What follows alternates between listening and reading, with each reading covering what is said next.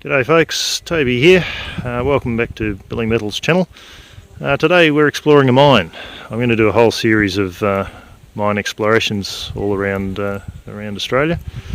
This one is in Berringa, Victoria. I'm going to start local and work out. So yeah, this is a bit of a prospecting operation here. I'm standing on a mullikeep on a fairly steep slope. We're going to go into this hole here. You can see a bit of a cut, and in there is the entrance to the shaft, to the drive. So out it goes in. There's a bit of workings on the right, and yeah, a few reefs that it crosses. So we'll go in there and have a bit of a look. So I'm going to set up some lights, and we'll go in this hole and see what we can find. Okay, so this is the entrance to the mine. The entrance to the adit. Slide down in here.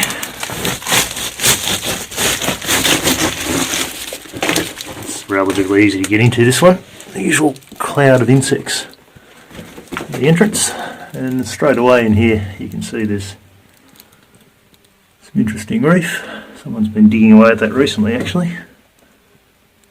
Possibly not the smartest spot to dig with a bit of loose sandstone there.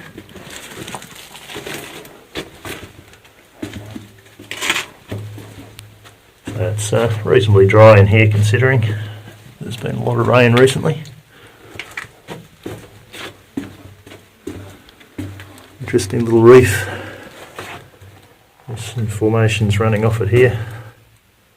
Little legs running off it. A lot of carbonate minerals and a lot of iron in here. Very, very heavily mineralised ground. I'll swing this camera around too fast. You can see there the iron and various other mineralisation. See a bit of water dripping off the reef there. Lots and lots of quartz in this area. There's another interesting little formation there. Lots of faulting. You can see the fault running through there. It's dipped down a little bit. It's quite a major reef just up here.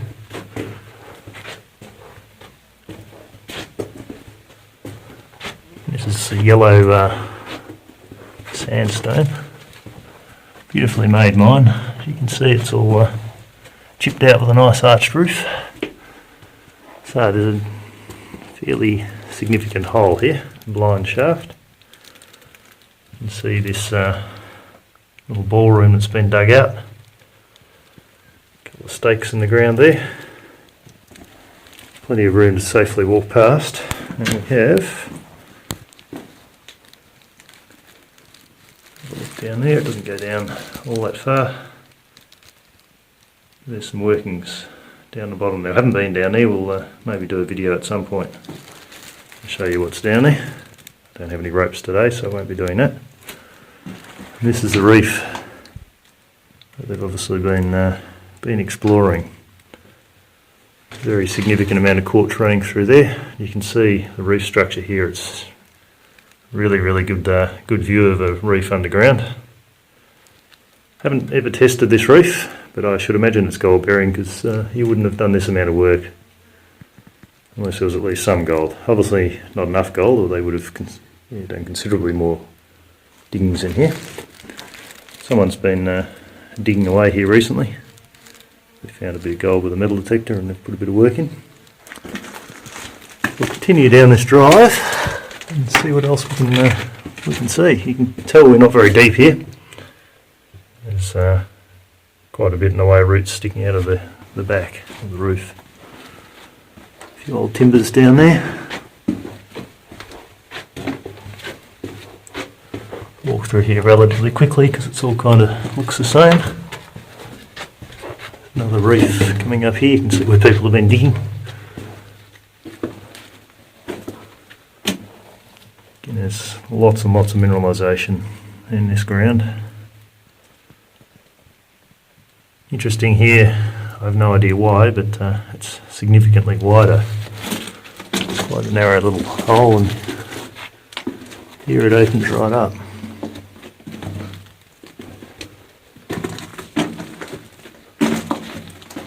More reefs. Colour of the ground changes a bit here. You can see the depressions up here where the sleepers would have been for the tram tracks, where they've pushed their little ore cart.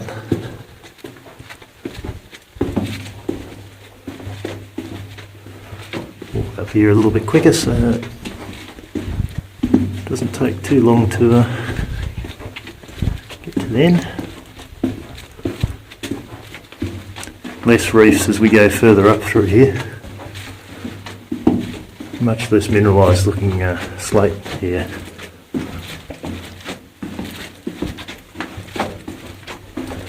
Someone's put a lot of work into this mine. There's a few little leaders, little reefs through here. And all of a sudden the roof gets a lot lower, the backs are a lot lower. You can actually see the timber tramway here. Amazing. I believe this was dug around late 1890s, 1900 era. That is the end. Either the end of their lease or the point they ran out of enthusiasm or money. One last drill hole. Oh, messy sort of drill hole. Just there. And there's that. Put black where there's a candle, I'd say that was in more recent years. And yeah, who knows what's past there. So there you go, one interesting little mine. So still at the back end of the mine, right up the end of the drive. I thought I'd turn the light off and show you it. Basically is a straight line. You can see the daylight all the way out there. We'll go back there and have a bit of a closer look at one of those reefs. Yeah, so some of these quartz formations are absolutely fascinating here. You can see this fold quite clearly here. And we slide across a little bit to here. Just move across. There's a make of quartz here. The reef runs down and splits into these three little leaders and another make at the bottom, and then it appears to disappear into a couple of little reefs running off at opposing angles to each other. Someone's clearly found a bit of gold just in there. In recent times it's been dug out in the last few months.